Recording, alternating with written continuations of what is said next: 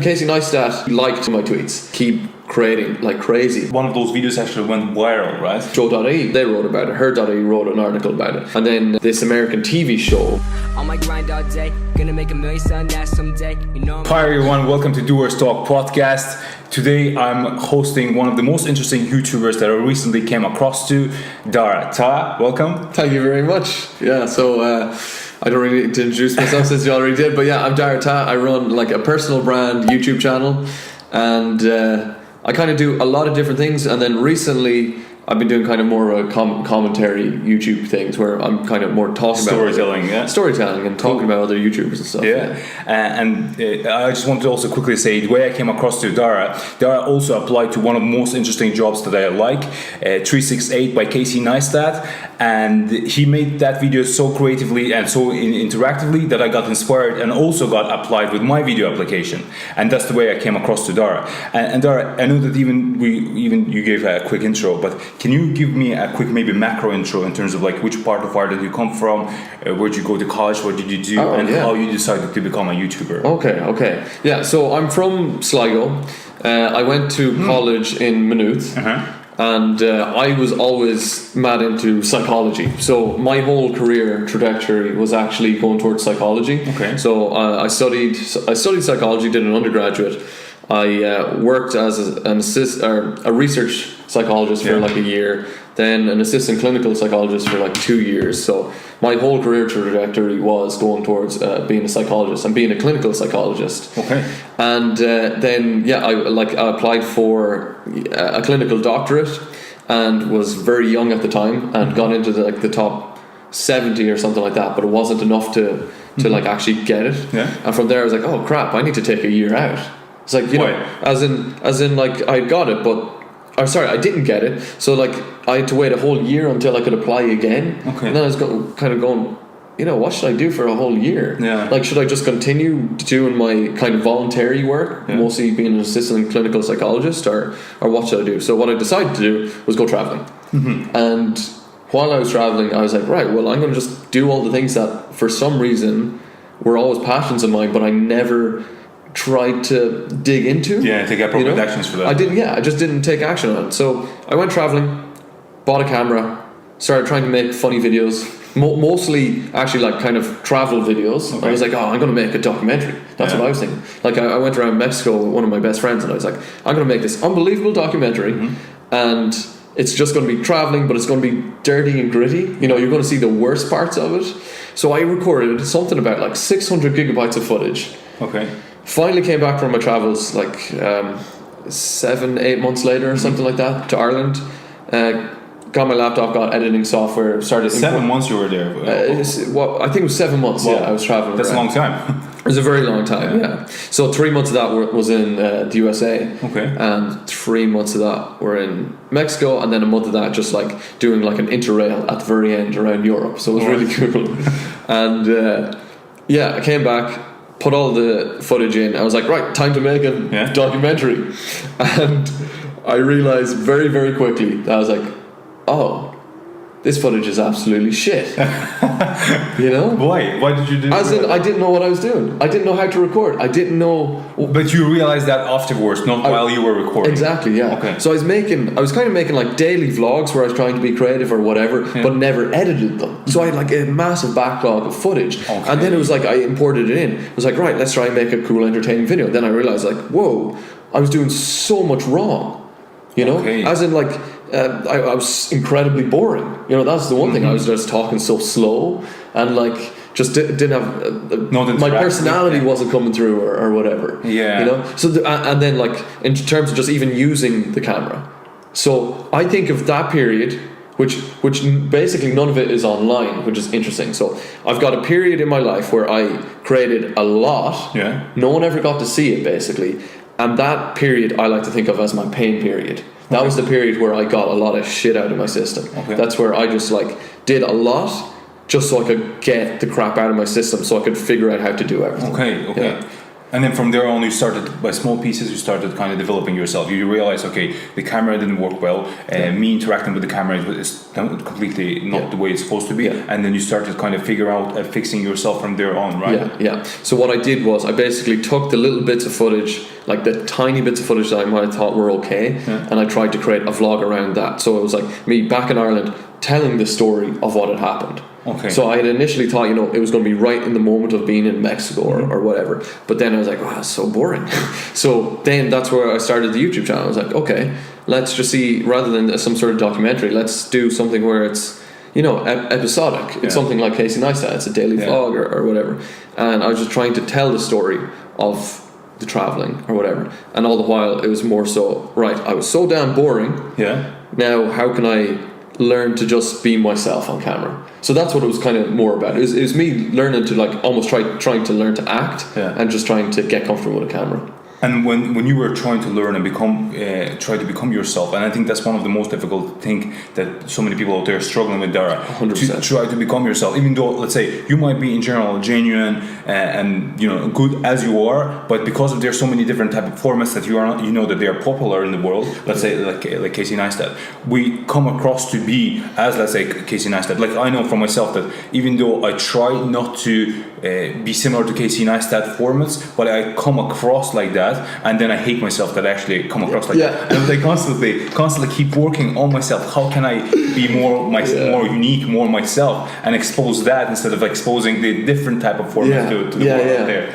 So even a year ago, I realized that, So while I was doing all this, trying to be, trying to shine some of my personality through, it actually took someone to say it to me. It took someone to say, hey, they were like, I just watched one of those that Casey guy that you talked about before, and I was like, and he said to me, he's like, you're doing the exact same thing. What are you doing? And I just went puce red. I was so embarrassed. It was almost like I never thought about it. You even made a video about that. Exactly. Casey Neistat rip-off or something. So I made a video about it. Yeah. That was one of the really sincere and interesting vlogs where you're just literally talking about yourself. You're making the mistakes and then finding yourself from there. Because I think that's one of the videos where you're just creating your own story, your own type of format, more and more from their own forwards, isn't it? Exactly. That was the pivot point where I realized, you can't try to emulate anyone else, or there's no point in doing that, because it's not you. So I was from there on, I was how do I find myself? How do I find my own voice? And I think the only way you can do this is by keep creating like crazy, until you figure out what you're sort of comfortable with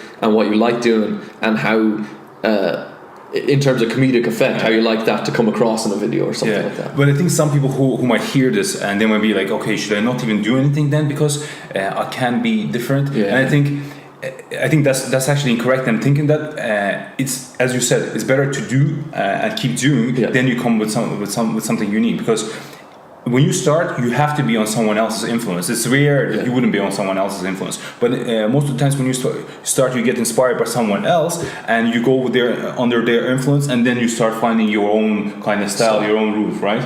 Exactly. Yeah. No, that's cool, mate.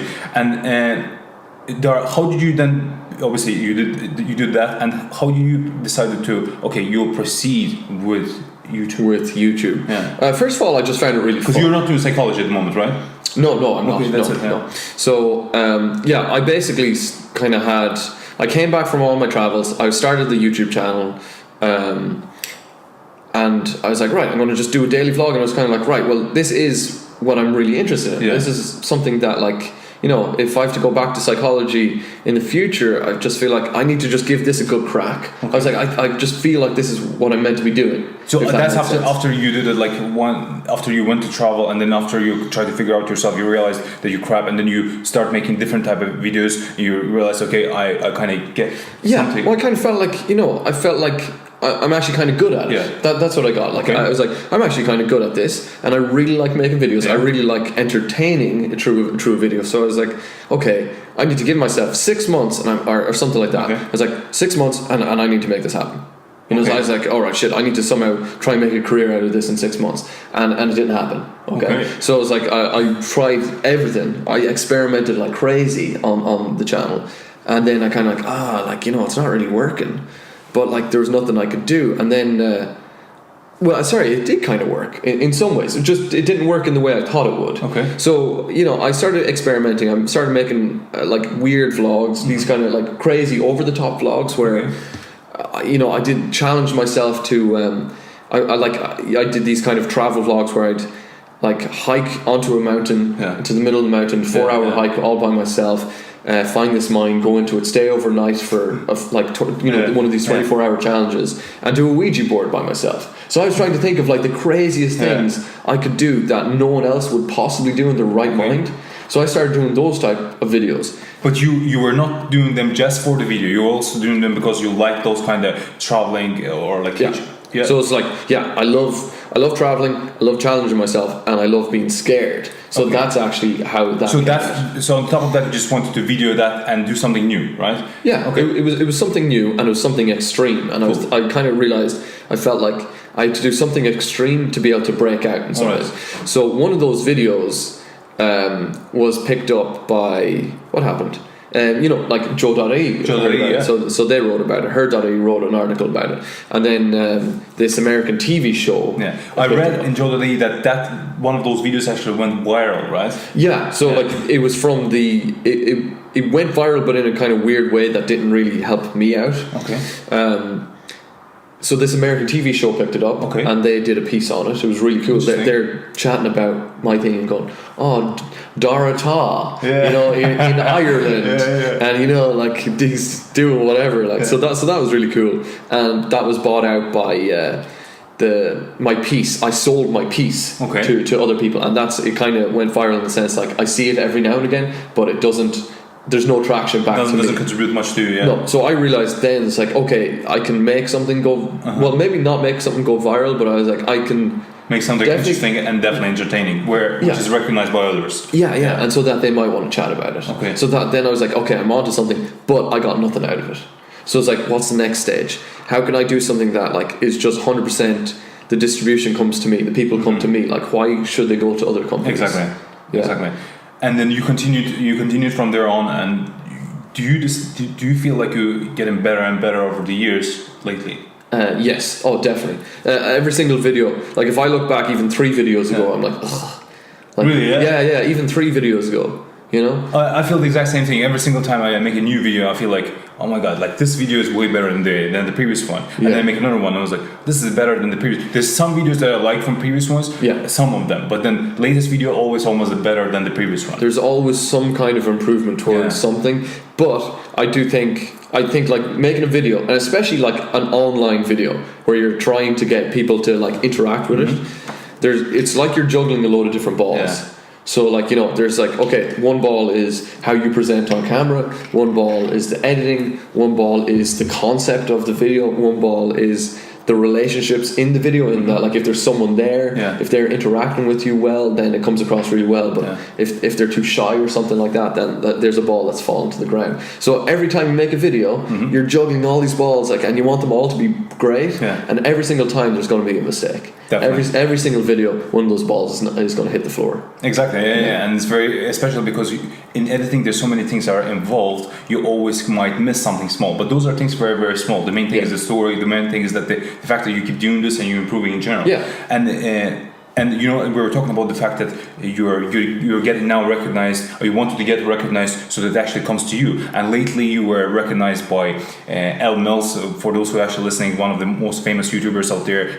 I think she recently hit 1 million, right? Yeah, she's on like 1.3 now, 1.4. And then, so you were featured in her video because you made a story about her get burned out. Over on her Twitter, she released a video which she has subsequently removed that showed her visibly distressed and agitated, saying that although she's had all these successes, the pressure of social media and the pressure of making these videos has overwhelmed her, to the point that she expressed the sentiment that she was miserable. And then you also got a shout out from Burns, right? Yeah, that's cool. I mean, that's very, very inspiring. And there's even, do you know Keemstar? Keemstar, no. As in DramaAlert. Do you know that? No. Oh, he's like Did you also get a shout out from? No, he tweeted at me, and I was like, wow. Oh my god, because this guy is like 3-point-something million. Oof, and he was like, he saw that I was defending Bobby Burns in one of my videos, and he said, hey, Dara Tah, the defender, I like it. I was like, Keemstar, like literally the biggest commentary channel there is in the entire internet. That's sick, man. So yeah, there's been a little bit of recognition from a lot of really big guys now, and the way I think that's happened is because I mean, like I love YouTube so much. I watch so much of it, and I get so caught up in a lot of the different like kind of dramas, or I like the stories that are going on.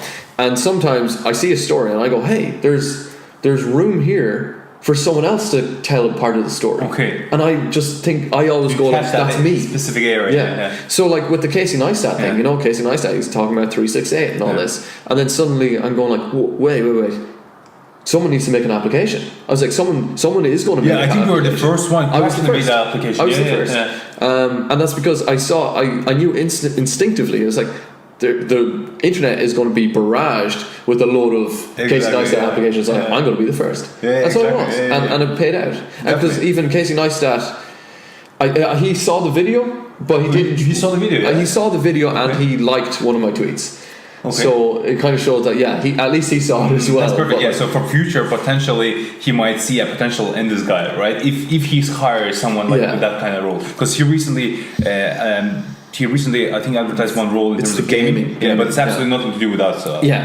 Now, to be honest, like the way I did that video, the application, it was like, first of all, it's a good story. There's a room for someone to come in and make an application, and second of all, I was like, I just want to entertain. So like in some ways, like I don't really care. Like I never expected to try and get a job. It's not really an application to me. It's more like at the same time, it's a fun video to make. For me, it was the exact same thing. It's in the first place, it's a content. I mean, you're not going to lose anything. You're still going to make a content out of it. And then if there's a job sometime in the future, yes, that's a good. You're one of the people that did it. Exactly. No, that's very cool. That's very interesting. And Dara, you obviously had to do so much work to get recognized from these kind of big people, right? And it happened lately. I think it's the last 3 months. In the last 3 months, everything has kind of taken off. So I mean, I was grinding for like a full year and a half, basically, with no recognition whatsoever. That kind of way. And then finally, just something took off. In more so because of the YouTube algorithm. You know, it kind of picked up one of the videos and then started recommending it to a lot of people, and then from there I felt like I had a base. Which video was that they picked up the algorithm? The Bobby Burns one, my very first Bobby Burns one. So the one where I'm like doing a kind of mix between like, you know, a travel vlog and the skiing, and then trying to do the storytelling about it. Perfect. So that took off, and from there I was able to just like build upon that, you know. That's perfect. And you're saying that the whole YouTube thing and you uploading the videos and working on kind of those type of projects, that was like 1 year and a half, isn't it? Or was it 2 years that you were? It's probably on? 2 years. It's I think it's about 2 years I've been running the channel or more. Perfect. And were you uploading consistently? Yeah, consistently. I mean, at the very start I did like something like 28 videos within like a month and a half. Okay. So like at the start I was trying to do, you know, the daily vlog, and then I realized, well, you know, first of all, it doesn't work because the internet's saturated with daily vlogs. And then so from there on it was like, right, then I was doing like 2 a week. Then it was like, so it was from almost every single day, missing a day there and here and there kind of, to 3 days, like 3 a week, to 2 a week, and then to 1 a week, and that's what I kind of stick at. No, it's perfect.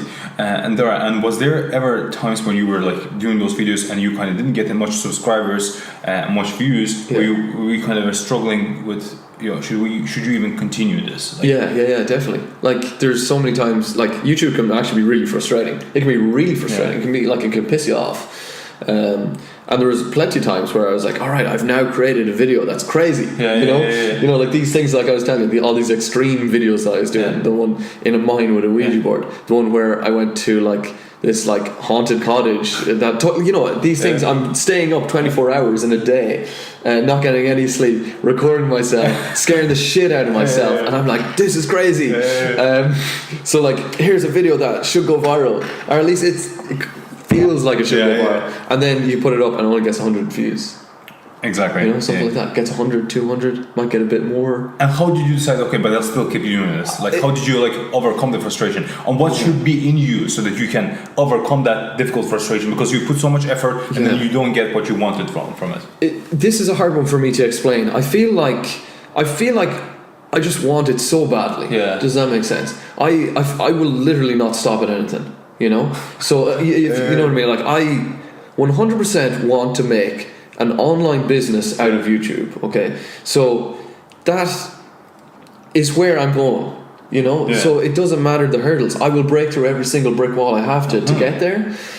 So I have basically had so many failures. I've had hundreds of failures, and like at this stage, they don't faze me anymore. You know, I feel like every single week I actually fall flat on my face. Every single week, and it kind of doesn't matter because it's like, right, didn't work, next. It's always just next. So how do you assess those failures as an experience that actually helped you to always get, learn? Okay. I always learn from every single failure. I think so. Yeah.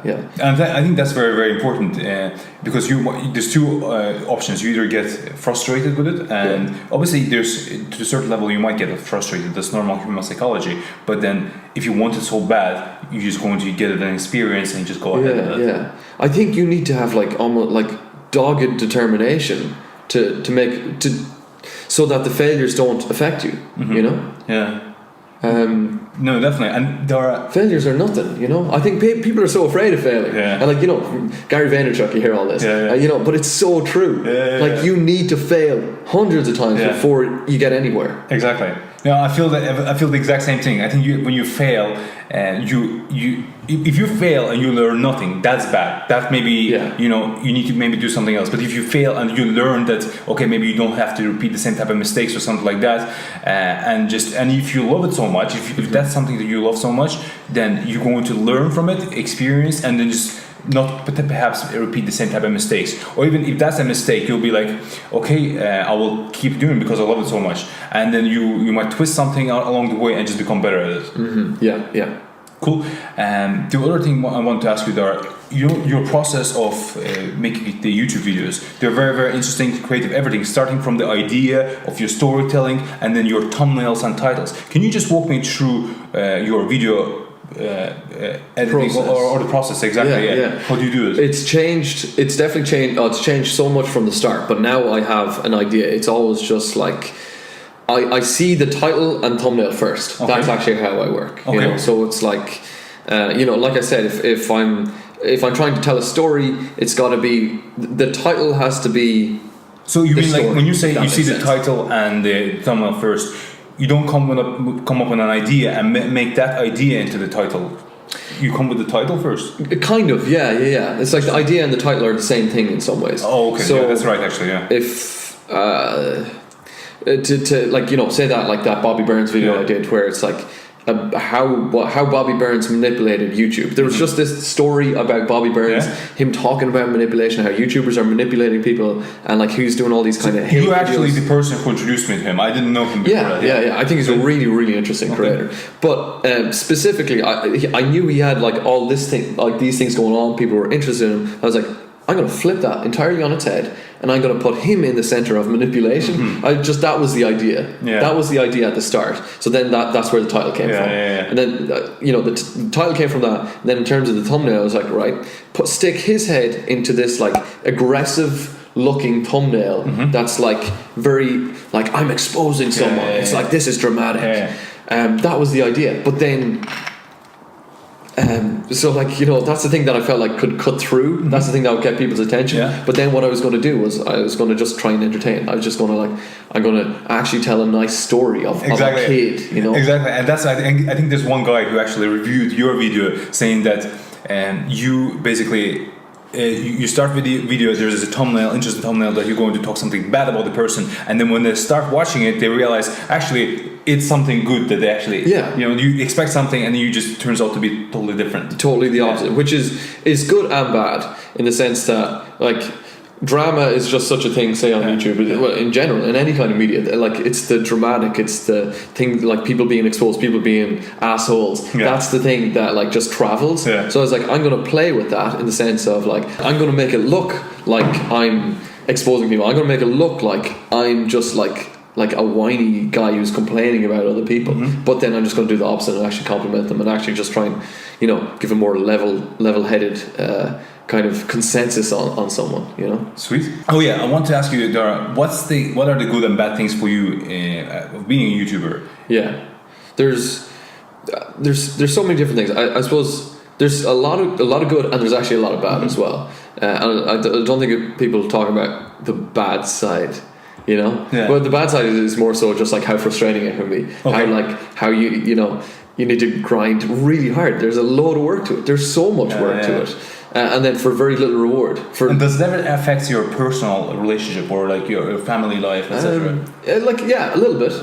It definitely does. For me right now, I'm in the spot, like I'm in the kind of place in my life where, I'm single. I have all this time that I try and just put aside entirely for me. Okay. So like I feel like right now I live life very selfishly. Okay, you know? Fair enough. So I'm just everything is geared towards making videos, and to the detriment of like other things sometimes, definitely. But like I know that I'll pull back once I have the ball rolling. But for now, I feel like I just need to keep pushing. Exactly. If you have an opportunity at the moment you're single, and of course then you can keep pushing. Yeah. So I like definitely am. Because then obsessive about it to the extent that it's almost like probably the only thing I fucking think about. But you know, so that's a bad that's one of the bad things. Exactly. And what's the good thing for you? The good thing definitely is like the personal development from it. It's like actually learning. It sounds so cliche, but it's like being yourself. Yeah. It's like learning to be yourself is the most rewarding thing you could ever have. Exactly. It's you know, at the start, like I said, I was shy. Like I'm definitely like an introvert. I'm 100% like used to be an introvert, and I feel like I've. It's interesting, Dara. Like lately, I've seen so many people, not so many, but few people where they say that they are introverts, and when you look at them, you're like, no way, this guy's ever been an introvert. But I just, for me, it's still a surprise, to be honest with you. And it's still a secret how, let's say, a person like yourself, right, is used to be an introvert. Or there's one person that used to be in my podcast previously, Dan Ram. He also told me they used to be an introvert. I was like, I can't believe the person with this much of energy, this much ability, being able to talk such an interesting story, used to be an introvert. Yeah. And I feel like that's how I overcame that in some ways. Like you mean in terms of like making videos? Putting yourself out there. It's like putting yourself out there, but then like putting yourself out there 110%. You know, every time like pushing yourself. Like I just love. I just opened the window. Keep on. So I just love challenging myself. Yeah. So I feel like, you know, if I was shy, I was like, right, how am I going to overcome that? If if then I'm watching a video of myself and going, oh geez, I'm boring, I need to challenge that, I need to do this, I need to do that. So it's always like just the personal development in it, in terms of like just finally being able to like put yourself out there and literally not care what people think at all. That's a great feeling. Like I actually love when people comment something nasty about me, because I'm like, it's like I look at it and I laugh and I go, I don't give a shit. You know?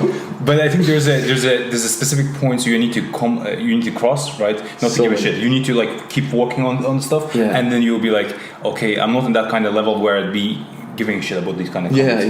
Yeah. It's just like continually just like getting better at it, you know. Exactly. And plus, if there's maybe like if there's negative comments, but if they're normal criticism, you actually learn from those comments a lot, right? I think you can learn from all of them. Like even even ones that are like particularly out there to be nasty, the ones that are like you can still learn something from it, because they probably, you're looking at that way. They probably are saying something that you can improve on, but it's just like I still don't give a shit, you know. Like it's hilarious that you think I care. But it's good if you don't give a shit. That's better for you, because you're not going to get that stuck in your mind, and that's not going to stop you from actually continuing working ahead with what you're working on. Definitely. And the other thing I wanted to ask you, Dara, it's in terms of distractions, and it's a big one for me, because you mentioned obviously that you're working as a freelance digital producer as well on the side. You work on different type of projects, and then you're also working on these type of videos. You're uploading videos in social media, and there's so many recommended videos there everywhere, and it's very easy to stay focused. It's very easy to get distracted and not to stay focused. And I was wondering if you have any tips. How do you avoid distractions and stay focused? So I'm actually not really good at this. You know, I feel like I'm pretty disorganized, but and I can be I'm not really distractible, but I am definitely distracted. You know, so for me, if you're going to sit down and do some work, turn your laptop on airplane mode. That's basically it, you know. So they're the things I find. So turn it on airplane mode. turn your phone on airplane mode. Whenever you're sitting down, if you go, right, I need to spend 2 hours at something, turn it on airplane mode. Then you're working on it, right? Yeah. And then you get that, you're distracted by something, and you go, like, something will come into your head, it's like, oh, I should look that up. Then you go onto the internet and you go, oh yeah, I'm on airplane mode, of course. Like, it's almost like a little slap. So it's like, oh, god damn, I got distracted. So then you just try and get back into work, you know? So that's probably the main way I do it. But the thing is, you know, there's times when you do need to, like, if you're working on something and you need to look up a picture to pull out for something or something like that, and then you're watching a YouTube video. Exactly. Like, YouTube is literally made to consume your attention. 100%. It's really good at it, and it knows exactly what you want to watch. So that is kind of my main tip, is if you want to do something, set aside the time. Say to yourself, you're going to do it at this time, and then just like try and take out the distractions. Exactly. No, and I like this tip a lot, because I use the phone in terms of like putting it on the airplane mode, but I never use the airplane mode on the PC, because many times I need the pictures, and as you said, like, you know, some of the other videos to download those and to include into my videos to make a reference to them. But then I can do that in an organized way, in terms of like setting specific time to just download the videos and have them on my hard drive, and then put them on the airplane mode when I'm editing. Now you're also asking about, like, you know, what I do. Like, for obviously for my whole income is through the digital production, is being a freelancer, you know. Like, YouTube, like, is becoming a small business, and that generates some revenue. But obviously, like, you know, I've got videography, I've got content creation with other stuff. Not at all to the other extent. So I just have it in my head. It's always the case that I was like, I need to do a video a week, you know, and I just need to make that work. So even when I'm really busy, I'll put in the hours somehow, you know. That's it. I just have a schedule. I think having the schedule of trying to have a video every single week and doing everything you can to get that done. That somehow you balance things out. Perfect. Even if you lose a lot of sleep, which is happens to you a lot. Which is definitely something I'm trying to figure out. In terms of like, how can you sleep? Because that's one of actually my next questions. I wanted to ask you, what are you currently, let's say, trying to unlock for yourself in terms of like challenges? Because for me, is like, I'll just give you a quick example. I would like to also upload more videos and often, but then I'm struggling with the editing. So I'm like thinking, how can I edit faster to upload more often? And then if I do that and try to edit more, etc., then I end up like literally focusing on this specific thing, and I lose lack of sleep as well. Is this the sleep that bothers you as much, in terms of like what you're trying to unlock for yourself, try to become better, but tell me about this maybe, and you can tell me about whatever you have. Like, I find like when I start a video, I have a very like a decent idea of how it's going to go, and then I always go way overboard. That's the problem, you know. You know, like, I can't tell. When you go overboard, how you go to overboard? As in, you know, doing what? Like watching all the videos? No. As in, like, when I'm recording a video, I was like, right, it'd be funny to have a little sketch in there. Then I'm going to have this talking part. Then I'm going to have this part where I'm going to be traveling to do something. Then it's like, oh yeah, there's another point for a little sketch in there. And then, you know, so I'm starting to pepper a video with so much, to the point that if I'm to actually get this done in a week, I have to do like, you know, almost like 2 all-nighters, and I have to literally like shoot something at midnight, and I have to edit. You know, that's what I mean by going overboard. So like, even that Casey Neistat video that you came across, that was nuts. Like, I was literally like shooting myself running around the place at like 12 o'clock at night, you know. So I was running around for like an hour, just for like a 20-second montage. Well, I was running around for an hour for a 20-second montage, you know, in the middle of the night. And then I had these other scenes where I had another character, you know, this devil character thing that I have. Like, all those scenes were shot at like 2 o'clock in the morning. Wow. You know. So I have like a script where here's me talking, but I was like, oh yeah, I should have another character in there who's going to say something. I was like, how the hell am I going to squeeze that into my schedule? I have to do it at 2 o'clock in the morning. No, that's crazy. And then I'm screaming at 2 o'clock in the morning, you know, and I'm like, oh my god, I hope my neighbors aren't waking up. No, I get it. So I go overboard. I need to figure out some way to make my video simpler. Gotcha. And I'm not 100% sure where this is actually resonates to whatever I was going to ask next, Dara. But if yes, then we'll just skip this one. But is there something that you're just trying to unlock for yourself in general? Like it might be related to anything. Yeah. It is very much related to what I've probably already said in terms of like what I want, like what I want to do and what I want to unlock in some ways for myself very quickly is to turn what I have at the moment into a business. You know, so I think I'm trying to create like a type of content stream that can travel the internet, if you get me. So like I'm working on entertainment at the moment. It's like just being able to like entertain and kind of like inspire people. That's the first thing. But the second thing, and this is obviously the most important for me right now, is like, can I turn that into a business? You know, can I actually make it sustainable for myself? Is there a way to like actually just like not have to worry about other things and like have that as like my main job, basically? Exactly. Like let's say making a video once a week and that you can get a normal living out of it, right? Yeah. That's what I'm trying to do, but I just feel like I need to tweak the entertainment first and I need to figure out how to make videos really be friendly to the internet in terms of just like actually getting people interested in it, getting people to come in and subscribe and be picked up by the YouTube algorithms and get it recommended to people. I just need to hone down on that more and more. Now I've been trying to do that for 2 years. It's so fucking difficult. Exactly. But like I feel like I'm getting closer and closer. Definitely, yeah. And the more we do it, the more we get better at it, I think as well. Yeah. And especially you. From watching some of your older videos and the way you actually move to the storytelling, and I think you have such a talent as a storyteller a lot. I mean, you're a really, really good storyteller. Whatever you talk, like latest videos that you talk about Casey Neistat, Bobby Burns, it just comes out very interesting and interactive, and that's why I think so many people actually like it. Because maybe recommended to other people as well. Yeah, because people are watching videos. Like that's the hardest, to get someone to watch a video is way more difficult than you think. Yes. But YouTube can tell when people are really watching a video, you know? Because the retention rate is supposed to be high. They're supposed to start watching and have their attention right? Like retention rate, that's so important. The analytics in videos are incredibly important. Exactly. Like, but like even how like YouTube is looking at everything. It's looking at how, if they like it, if they dislike it, if they comment, if they re-watch it, how much they watch, when do they pull out, you know? You need to get them over the 50% line. Exactly, yeah. And that's so difficult. And I think when you get them over the 50%, and this is very, very difficult, but if you do, then that's when the retention rate goes high and potentially getting recommended. Like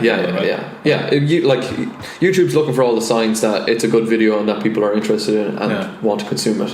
And then if they realize, these people are consuming it, let's show it to more people to consume it. Exactly. When you're making videos, what are the most interesting, let's say, platforms for you to upload? Do you, because I know you're obviously mainly uploading them on YouTube, but do you use also Instagram to promote yourself? Do you use like Facebook as well, Twitter to a certain extent? Like what are something that you also found out in different social media and you were like, okay, I better utilize this because this actually helps my YouTube to progress? So I think you should be using literally everything. You know, I think you should be on every single platform and learning to promote yourself in some ways. Now I only use other platforms to promote, but not to try and build, if you get me. So I'm only like promoting my YouTube, but really what you should be doing is, and I know you do it, on Instagram you're creating content specifically for Instagram. You know, you're creating like those like you know 1 minute Instagram videos. I do, to be honest with you, in my case, I kind of do them because some of my videos are short. So like, okay, this might be suitable for Instagram, so I just upload them on Instagram as well. There's not specifically for Instagram. I'm not even sure whether those are for Instagram or not. Like to me, watching them, they feel native. They feel native to Instagram, like, as if that feels like a video I should see on Instagram. So at the moment, I don't create any content for Facebook or Instagram that is totally native to it in terms of, or at least video content, to try and get that to get some exposure. I have done in the past. I've done it on my Facebook with some success, and I haven't tried on Twitter. And I've done a little bit on Instagram. But and have you ever tried to upload your YouTube videos onto Facebook as well or not? Or you don't think that's No, I have done that in the past when I was doing the more extreme vlogging type stuff. But now what I'm doing is very niche to YouTube, and I think that's like to my detriment in some ways. I have a very narrow focus on YouTube at the moment that it doesn't fit in other pockets. Gotcha. It doesn't fit on Instagram. It doesn't fit on Facebook. So the idea for me would be to slowly change my content stream to be something that can be something that fits on if you know, fits on any platform. You know. Makes sense. Yeah. No, perfect. Dara, thank you very much for No problem. being a guest on my podcast. That's was very insightful and a productive conversation as well. Really interesting. Yeah. Thank you very much, Dara. Thank you. And guys, thank you very much for listening. If you like this, you know what to do. I know it's pain in the ass, but if you go and leave some kind of feedback to this on iTunes, YouTube, or wherever you consume this podcast, that would be really, really appreciated. Thank you. See ya. On my grind all day, gonna make $1 million that someday. You know I'm in the building when I write this way. Put me in the pound when I bite this game. Bitch, I'm an animal, eating these rappers, I swear.